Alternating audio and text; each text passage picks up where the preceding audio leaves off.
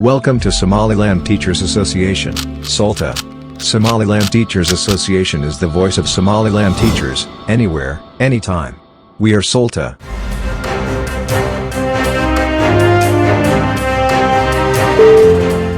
maanta iyo sanadahan bilaabmay maahe waa magac taariikh dheer leh waxaana ururkan la aasaasay 1964 ayaa la aasaasay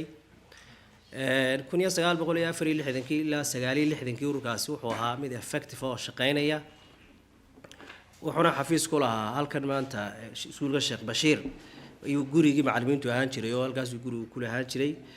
gudoomiyaal fara badan baa xilligaas soo maray 69 markii wadanka inqilaabkii military ka dhacay siyaad bare wadanka la wareegay ayaa waxa la wixii urur ahaa ee madax banaanaay oo dhan waa tii la mamnuucay ururkaas xilligaas ugu dambeeyay taariikhda hore inuu shaqeeyo wadanka markii dib loogu soo noqday wadanka la xoreeyay xoreyntii kadib 93 bay macallimiintii markaa waaweyneen qaar badan way dhinteen badankoodii ayay dib u aasaaseen ururka oo magacii hore ee jiray dib ay u bilaabeen duruufihii iyo xaaladihii ku gadaana darteed ururkaas sidii la doonayay uma shaqeynin 96 baa dabeedna haddana mar dambe macallimiintu ay abaabuleen way haddana hawl galeen wasaaradda caafimaadka iyo wasaaradda arrimaha bulshada bariga isku jireen baa dabeedna ayaa xilligaas ururka sharcinimadiisii marka hore ugu horeysay waraaqdii xeerlaanta marka xilligaas la siiyay wixii ka dambeeyay ururku duruufaha de ina haystee faraha badan ee qarankuba de la gudboonaaday ama la soo gudboonaaday unba kamid ah isaguna ku faakiciisu oo intaas tan procedure uu soo maro marka soo ururiyo saddexdii sanadood ugu dambeeyay ayaanu ururkan anagu ayaan hawshiisii aan dib u bilownay inaanu kicino adna hawsha markii aanu bilownay waxaan ka bilownay macallimiintii marka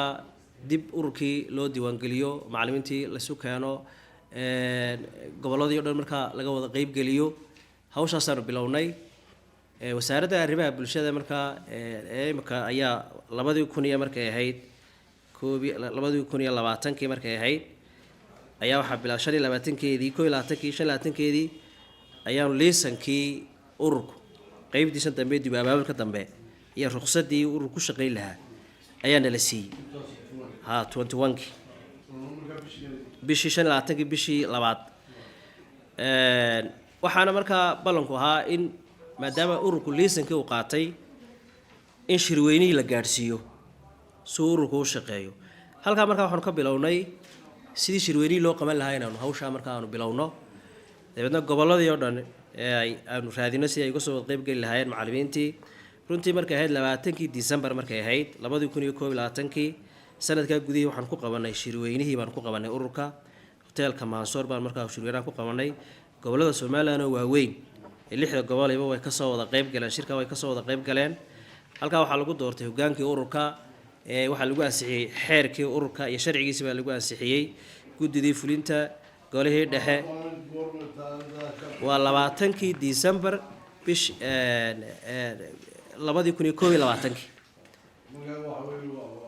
2021 konfeshnkii ugu weynaa oo ay ka soo qayb galeen dad xildhibaan ay ka soo qayb galeen oo ay ka soo qaybeen wasaaradda arrimaha bulshada si agaasimiye oo kale ka soo wada qayb galeen dhammaan goboladii dhamay ka soo wada qayb galeen halka waxa kale oo lagu doortay gudoomiyaasha gobolada muddada labada sanadood la doortay markaa inay shaqeeyaan gudoomiyaasha gobolada markaa qaarda way naga fogfog yihiin gudoomiye luulo kale inala joogta gudoomiye gobolka Awdal waxa matalay gudoomiye ku-xigeenka isna boorama degan ayaa isna matalaya runtii halka markaan ka bilownay waxaan bilownay markaa macallimiinta in urur kasta marka la sameeyo objective buu leeyahay ujeedada laga leeyahay baahi baan hadiya jeer keentay marka baahida ururka keentay in marka urur loo sameeyo way waa mujtamaca ugu faraha badan Soomaaliland marka la eegayo dadka ugu faraha badan weeyay ugu yaani waxa weeye marka la eegayo ciidanku baa ka badan macallimiinta marka la eego runtii marka inta awoodoodii la mideeyo oo dhaqaalo marka loo sameeyo oo kii xanuunsanaya la ogaado oo ka dhibaataysan la ogaado ka xuquuqdiisa marka ay ka maqan tahay xuquuqdiisa loo raadiyo codkii macallinka in la raadiyo runtii waxaan leeyahay waa tiirarka waaweyn qaranku leeyahay macallimiintu waa tiirarka waaweyn ee qaranku leeyahay marka xagga wanaagsan laga eegayo tiirarka ugu muhiimsan buu ka mid yahay waana dadka la doonayo inay wax bedelaan oo ay research sameeyaan oo problemska iyo caqabadaha haysta ay xalliyaan marka ujeedooyinkan u aasaasnay haddaan dhowr qodob aan ka taabto waxaa ka mid ah mideynta iskaashiga iscaawinta macallimiinta inay iscaawiyaan horta intayna cid kale u tahin iyagu dhexdooda ay iscaawiyaan oo ay kooga xanuunsanaya ay taageeraan kooga dhibaatoosan marka ay caawiyaan iyagoo ay isku tiirsanaadaan qarankoogana wixii ay kusoo kordhin karayaan hadday waxbarasho tahay iyo hadday tala tahayba ay kusoo kordhiyaan ayaa ka mid a ujeedooyinka loo aasaasay waxaa ka mid a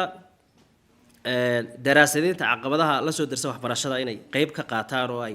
researches ay sameeyaan waa ujeedooyinka ay ka mid tahay waxaa ka mid a la dagaalanka qabyaaladdu cidna kama tagto innaga waddankeena qabyaaladdu dee waa waxa weeyaan meel bahashaasi kama maqna la dagaalanka qabyaaladda ayaa ka mid ah iyo isdhexgalka bulshada oo macallimiintuna qeyb weyn ay ka yihiin dadka in la isku soo jeedo dadku isdhexgalka waa qeyb aad iyo aad u muhiima anagu marka hore macallimiin ahaan waanu kala dagaalanaa ardayda iyo caruurtaba waxa qabyaaladda iyo kala qaybinta waxaasoo dhan waanu kala dagaalanaa marka horeba tanna way sii xoojinaysaa waan kuu soo wadaa waxaa ka mid a isdhexgalka macallimiinta waxaa ka mid a raadinta xuquuqda macallimiinta xuquuqdoodii macallinka iyadoo si positive loo raadinayo oo shuruucda waddanka la raacayo in macallinku xaqiisa uu helo ayaa ka mid ah intaa haddaan ujeedooyinka aanu kaga nimaadno waxaan sii raacin lahaa shay kasta marka la unkayo ama la bilaabayo caqabadu iska yeesha dowladda maanta somaliland ay noo dhisani maanta masha allah dee qaab dhismeedkooda dee u dhamaystiran yahay caqabadahay dee mid walba lahayd wax walba marka la aasaasay dee caqabadu leeyahy marka runtii annaga caqabadaha imika haysta oo kale haddaan dhowr qodob aan ka tilmaamo ururka caqabadaha haysta ururkan waa urur aan u baahanay inuu shaqeeyo oo ummadda wax kusoo taro oo qaranka ka qayb qaato horumarkiisa ayaynu doonaynaa caqabadaha waxaa ka mid a marka haddaynu soo ururino caqabada xagga sharciga sida xeerka ururka macallimiinta ee heer qaran waa caqabad buu ka mid yahay dhaqaale la-aan aan iska dhaqaanaa macallimiintu maanta duruufaha ku xeeran inay iyagu markaa dee dad dhaqaalo buuran aan ahayn waynu iska garanaynaa marka dhaqaale la-aan waa caqabadaha haysta ay ka mid tahay waxaa ka mid a marka waxaa jira xeer wasaaradda waxbarashada tusaalahaan ku jira oo kale oo xeerkaasi wuxuu leeyahay ururka macallimiintu uu madax bannaan yahay laakiin wasiirka ayaa la xisaabtamaya marka kolley caqabad buu ka mid yahayoo dee laga yaabaa dadka qaar inay ururka u arkaan inuu khatarba ku yahayba ururkan urur cidna khatara ku maaha macallimiintii qarankaanu nahayoo nin walba 15 sannadood ama 16 sannadood buu shaqaynayay qarankayga wax fara badan baanu gashanay runtii oo markaa marnaba nalaga fili maayo waxaan aan qarankeena qabanayn ama wasaaradda barashada markaa caqabad ku ah inaan la socono midna kumana tala jirno wax qorshaha ay ku jiraan maaha in laga filana maaha marka caqabadaha waa kaasaa ka mid ah macallinka oo aan helin xuquuqdiisa tusaale ahaan oo kale imika dee waxaa jira qofku markuu muddo tusaale ahaan 10 sannadood ama 20 sano ama 15 sannadood shaqaynayay xuquuqda macallimiintu way helaan ka dowladda oo macallinka ku jira tusaale ahaan oo kale wasaaradda ka tirsan xuquuqdiisa uu helaayo hadduu u baahdo inuu xuquuqdiisa qaato uu helaa xuquuqdiisa laakiin meelaha caqabadu kule ay ka taagan yihiin macallimiintu aanay xuquuqdooda helin waxaa ka mid ah dugsiyada gaarka loo leeyahay oo waxa weeyaan xuquuqdaas si toos ah uma helaan qofka waxa laga yaabaaba qof shaqaynayay muddo 15 sannadood ah in la yidhaahdaba sidii kuuliga kale loo dhaqmo doo kuuliga xuquuq ma laha macallintu waa cashuur bixiyaal weeye marka macallinku markuu iskuulka ka tago tusaale ahaan oo kale waan xuquuqdiisa helaa oo aan muran la gelin ama qasde markaa la gelin runtii markaa taana iskuullada barayfadada gaarka waxaan soo jeeday ilaa xuquuqda macallimiinta inay iyaguna iska ilaaliyaan oo ay xuquuqdooda la ilaaliyo waa muhiim waa qodob muhiima iyagoo markaa u arkaya inay caqabadba ku yihiin oo markaa xuquuqdaas in macallinku helo dee caqabadna kuma ahay inaga waddanka shuruucda waxaan u samaysanay in shuruucda inaan ku dhaqanno shuruucdaanu ilaashano waa shuruucda waxaan ku kala soconno weey macallina inaanu xaq aanu lahayn isna inaanu doonanin kii xaqiisa in la siiyo oo loo dhago nugulaada macallimiinta aad iyo aad baan iyadana markaan soo dhaweyn lahayn ugu dambeyn waxaan u baahannahay horinta yeeritaankiina markaa aad noo yeedheen markaan doonayna inaad markaa baarlamaanku maadaama hay-adaha ugu muhiimsan waddanka uu ka mid yahay inaad nala qabataan ama wax nogala qabataan in la sameeyo xeerkii ururka macallimiinta oo runtii wax fara badan fududayn kara ururkii yani waxa shaqadiisii iyo howlqabadkiisii iyo waxtarkiisii in la sameeyo xeerka waxbarashada ku jirana hadda la caddeeyo xeerkaasi waa hal qodob oo duuduuban oo odhanaya uun ururka macallimiintu waa golo madax bannaan sidaa waa sax laakiin haddana xagga dambe waxaa laga sii raaciyey wasiirka la xisaabtamaya taana idinkaa dee golihii sharci dejinta ah idinkaa taana haddaa la ka dhigayaan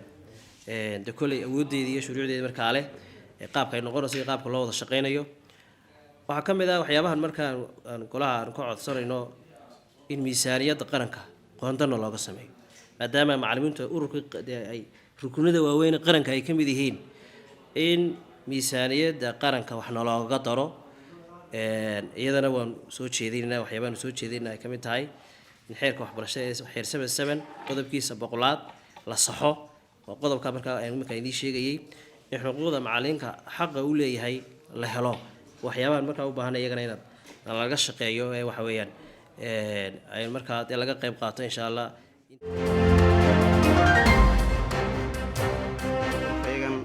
ururka macallimiinta Somaliland Teachers Association wuxuu ka mid yahay ururada wadanka ka shaqeeya qaranka Jamhuuriyadda Somaliland maxay hay'aday madaxa bannaan runtiina dhamaantood ururadaasi waxay ku shaqeeyaan xeerkaas markaa qaranka Jamhuuriyadda Somaliland ka soo baxay markaa ururada ay ku wada shaqeeyaan uu la mid yahay xeerka imka gudoomiyuhu ka dhawaajinayay article 77 2018 soo baxay qodobkiisa 100 bay ku wada shaqeeyaan dhamaantaas ururada marka anaguna xeerka baan tirxaanoon ku shaqeynay wasaaradda shaqada iyo arrimaha bulshaduna ay noola shaqeynayso markaa ruqsadda noo siisay shirweynaha iyagana noo qabatay laakiin caqabadaha ugu waaweyn ee uu ka soo dhawaajiyay gudoomiyuhu waxaa ka mid ah isfaham la'aanta naga haysata markaa xagga wasaaradda waxbarashada sidii aan ula shaqeyn lahayn marka kulley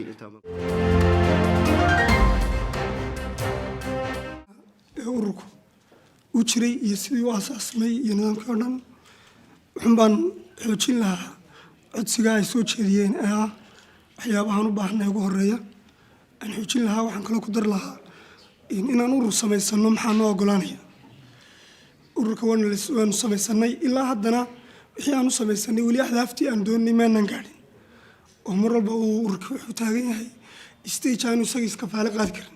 matalan meeshii ugu muhiimsanayd ubuucda waxaa wasaaradda waxbarashada oo halkii uu macallimiintu ka shaqaynayeen ee shaqada ay ka qabanayeen ummadda iyo qaranka iyo bulshada gacanta ku hayaan ugu adeegayaan inuu la shaqeeyo oo wixii uu ku tari karayo maadaama uu dhalinyartii waddanka soo saaray isagu inuu ka shaqeeyo ahayd weli kamaanaan shaqayn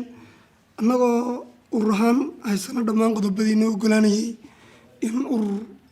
macallimiina oo heer qarana yeelano sida dastuurka qodobkii 16aad farqadii 3aad ee xorriyadda iyo is-abaabulka muwaadiniinta Somaliland waxay sheegaysaa inay dhammaan muwaadiniintu isu abaabuli karaan isku midayn karaan ururo xirfadeed iyo cilmiyeed dhaqameed bulsheed dhammaantood taasaa annaga isu kaya keentay oo fikirkaygan falkisay taasaananu doonanaa in aan ururka ku samaysanay markaa qodobkaas waa qodob ka mid ah isla xeerkayga waxbarashada qodobkiisa 100 wuxuu noo sheegayaa in ururka macallimiintu uu yahay golo madax bannaan isla markaana uu leeyahay xisaabtigiisa madaxweyne wasiirku leeyahay wuxuuna yeelanay xeer u gaara markaa golaha baarlamaanka xeerka u gaarka uu leeyahay ilaa hadda cid u dhaqaaqday oo ama wasaaraddeedii hadday soo cur lahayd oo dee xeerka way soo cursa wasaaraddu oo dee xeerka iyadaa keenta ama xagga baarlamaanka u sharci dejintu ka yimaada maanaan helin sida ku cadna wuxuu yeelanay xeer gaara ayaa ku cad marka waxaan doonaa runtii idinkoo xildhibaanadiina matalaya shacabkayga Somaliland matalaya waxaan ka mahadnaqaynaa kulankiina inaad hawshaana noo intaad ka qaban kartaan karankiina ama doorkaad ku leediin noo qabataan xagga kale ururka macallimiintu waa rayid oo shaqaalaha rayidka aban ka midna ma nihin boolis ma nihin oo de xeer gaar bay leeyihin boolisku waa ciidanku leeyihiin ciidanku waa dad karaamo leh sida dunida maanta dad aqoon-yahana xildhibaanintii kusoo yihiin ama dadka dalkeena dad badan oo aqoon-yahana xildhibaano badan oo aqoon-yahana oo majuura oo dhan walba ka dhisan ayaa la doortay marka ciidamada iyo macallimiintuba waa dadka ugu mudan ee bulshadeena ku jira dadka ugu mudan ee bulshadeena ku jira weeye marka ciidamada maadaama yihiin kuwa ugu mudan waan hambalyeynanaa waan taageersanay in mushaharkooda kor loo qaado la tayeeyo kor loo qaado taageersanaa annaguna waxaanu ka midnahay ururada bulshada kale ee jira sida saxaafadda qareennada dhakhaatiirta ayaan ka midnahay marka xeerka shaqaalaha rayidka ah qodobkiisa 4-6aad farqada 1, 2, 3, 4, 5, 6, 7 dhammaantood waxay sheegayaan in la isu abaabuli karo urur shaqaale samaysan karo annagoo kaa tixraacanayo wasaaradda shaqada iyo arrimaha bulshadu oo xil saaran qaranka wixii ururo shaqaalaha ay noo samaysay sidoo kale waxaa jira isla xeerkaas qodobka 6-6aad isna saas si leeg buu sheegaya muhiimadda ay leeyihiin ururada shaqaaluhu oo muhiimadda ay kusoo kordhiyeen bulshadii waxay kusoo kordhiyeen midnimo markastoo dadka cusubdooda midoodana waxay soo saareen waxtar badan bay soo saareen oo yeelanayaan tusaale ahaan annagu macallimiin ahaan haddii aanu midoogno macallimiinta waddanka ka howlgashaa aad bay u tiro badan tahay oo tiro badan oo macallimiin ayaa ka howlgasha tiradaa badan hadday maanta midowdo macallimiinta waxaan u heli karanaa inay helaan dhakhtar lagu dabiibo oo yeeshaan macallimiintu ay yeeshaan waxay heli karaan iyagu iscaawiyaan kooda bukooda laga caawin karo ee la heli karaa sanduuq dhaqaale yeelan kara oo daryeelka macallinka loo bixiyo ay yeelan karaan marka runtii waxaan doonayaa inaan ka qayb noqono dhismaha waddanka oo hayaanka waddanka ku jira inaan dhisayo aan qayb ka noqono marka taasaan ururkiina u aasaasnay oo waafaqsan sharciga oo isagana lagu ictiraafo sharcinimadiisa umaana saasaan ugu nimi hay'adda sharci dejinta sida daraaddeed waxaan idinka codsanaynaa sharci shaamila oo dhaqan gala oo la ixtiraamo oo anaguna ku shaqeyno oo aanu ku badbaadino macallinka mushaharka yar qaata ee aanu u sameeynay sanduuqa dhaqaalahan anagu iska jarayna 5% ama 10% aanu iska jaraynay inuu ila macallimiintu tiro badan bay leedahay sanduuqaasi dhaqaale badan uu soo saaro lagu kaabo macallinka dawladda aan wali ictiraafka helin ka sugaya inay dibadda xeerka barorta waan isleeyaynaa guddidiina waanu fadhiisanaynaa inaanu arrinkiina ka hadalno waanu la wadaagaynaa xubnihii naga maqnaa in waxa ugu badan aad ka cabanaysa inay tahay in xeerkiina si fiican loogu tibaaxo xuquuqda aad leedihiin way ka mid tahay tii caafimaadka tii fasaxyadiina tii gunooyinkiina tii mushaharadiina wax laga heli karo macallimiintuna waa aasaaska ummadda wasaaradda caafimaadka iyo wasaaradda waxbarashada iyo amniguba waa muhiim waad ogeydeen amniga dawladda amniga ciidamadooda 20% bay dawladdu u soo qortay oo wali baanu kala shaqeynay haddana gol ahaan tababar ku daray 10% in la kordhiyo wasaaradda waxbarashada waan raacin waxaan idhi sanadka daba lagu daro waayo macallinku waa inuu helaa wuxuu ku shaqeyn karo in qof calool baxan calooshaada dadabaalay waa niman maskaxdiisu joogo sida carruurta wax u dhigi kara marka ilaahay hayna asturo anaguna intaasaan kaga hadhaya waa kulankeennii koowaad war wixii anagu aan idinkula dagaal geli karayno ee xeerkuna idin siinayo ama aanu idii xagxagi karayno waa idila gelayna guddidana kolley waa u tala badsanaynaa waa arrintii